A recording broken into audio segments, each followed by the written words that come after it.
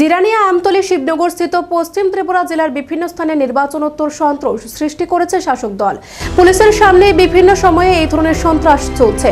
প্রতিটি ক্ষেত্রে পুলিশের কাছে অভিযোগ দায়ের করা হচ্ছে, কিন্তু পুলিশ নিষ্ক্রিয় হয়ে রয়েছে। মঙ্গলবার এই অভিযোগ এনে সন্ত্রাসের জড়িত দুর্বৃত্তদের গ্রেপ্তার ও শাস্তির দাবিতে সিপিআইএম পশ্চিম ত্রিপুরা জেলা কমিটির উদ্যোগে আগরতলা পুলিশ মহানির্দেশকের সদর কার্যালয়ের সামনে বিক্ষোভ প্রদর্শন করল সিপিআইএম এর দলীয় কর্মী সমর্থকরা। এদিনের এই বিক্ষোভের সমাবেশে নেতৃত্ব দিয়েছেন প্রাক্তন বাম বিধায়ক রতন দাস, শঙ্কর প্রসাদ দত্ত, রাধাচরণ দেববর্মা সহ অন্যান্যরা। এদিনের এই কর্মসূচি সম্পর্কে বলতে গিয়ে রতন দাস বলেন, গোটা রাজ্য জুড়ে নির্বাচনোত্তর সন্ত্রাস নামিয়ে এনেছে শাসক দল। পশ্চিম জেলা এলাকার বিভিন্ন জায়গায় শাসক দল আশ্রিত গুন্ডা বাহিনী বাড়ি ঘরে আক্রমণ করছে। এমনকি যোগেন্দ্রনগর এলাকায় প্রাক্তন বিধায়ক নকুল দাসের বাড়িতেও দুর্বৃত্ত দলের আক্রমণ ঘটেছে। গোটা রাজ্যের মানুষ বিজেপির সৃষ্টি করা সন্ত্রাসের আতঙ্কে ভুগছে, কিন্তু পুলিশ তাদের নিজেদের দায়িত্ব পালন করছে না। বামফ্রন্ট শাসনকালে কখনো এই ধরনের পরিস্থিতি তৈরি হয়নি, কিন্তু বর্তমান সময়ে শাসক দল চারিদিকে সন্ত্রাসের বাতাবরণ তৈরি করার চেষ্টা করছে। পুলিশ নিজের দায়িত্ব ভুলে গেছে। এমনকি আক্রান্তরা অভিযোগ জানালে দুর্বৃত্তদের গ্রেফতারের পরিবর্তে তাদেরকে সুরক্ষা দিচ্ছে পুলিশ, কিন্তু পুলিশ এই ধরনের কাজ করতে পারে না। পুলিশকে পুলিশ হিসেবে কাজ করার জন্য মাঠে নামতে হবে। পুলিশ যাতে তাদের নিজেদের দায়িত্ব পালন করে, তার জন্য মঙ্গলবার পুলিশ সদর দপ্তরের সামনে এই বিক্ষোভ সমাবেশ করা হয়েছে বলে জানালেন সিপিএম নেতা রতন দাস।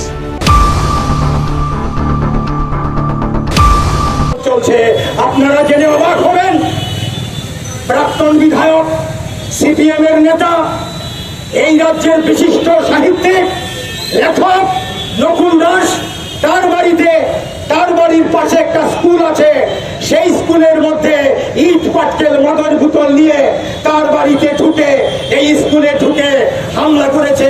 পুলিশ কোনো ব্যবস্থা নিয়েছে গুন্ডাদের বিরুদ্ধে? কেন নেবে না? তাহলে পুলিশ আছে কেন?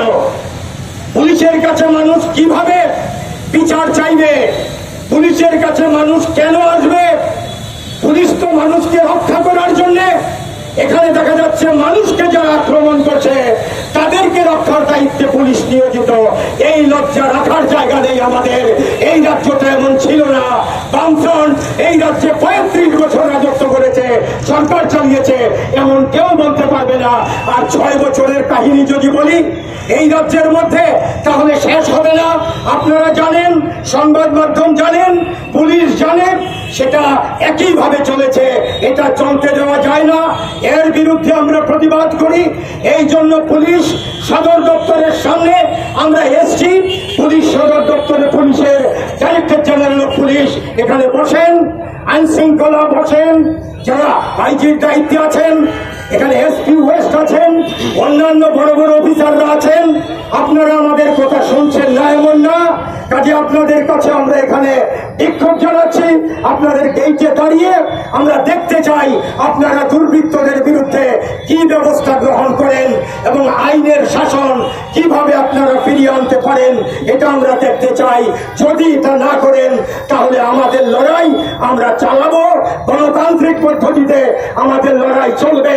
এই লড়াইকে দাবিয়ে দেওয়ার ক্ষমতা পুলিশ কেন, গুন্ডা কেন, কারুরই নেই। জনগণের ক্ষমতা বড় ক্ষমতা। এই ক্ষমতা নিয়েই আমরা এখানে এসছি। আমরা এখানে দুর্বৃত্তায়ন করার জন্য আসিনি, আমরা বিচার চাইতে এসছি।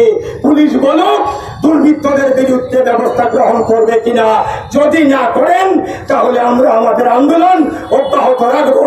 এই হুঁশিয়ারি আমি দিলাম। এই হুঁশিয়ারি দিয়ে আমি আমার